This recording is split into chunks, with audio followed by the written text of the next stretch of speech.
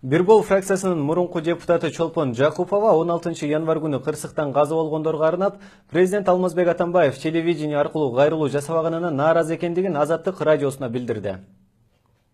После того, как вчера произошла страшная трагедия, и президент не появился в экранах телевизоров, не показал свою солидарность со своим народом, не утешил в день трагедии и траура, вы посмотрите, как реагируют в других странах президенты. Они выходят сразу.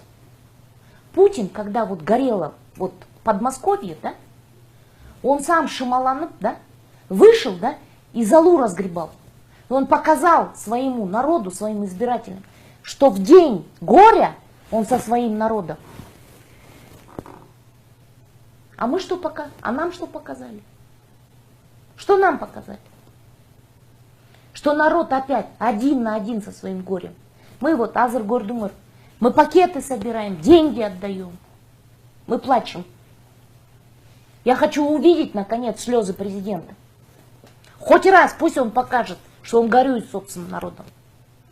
Если он это не демонстрирует, значит это безнравственность.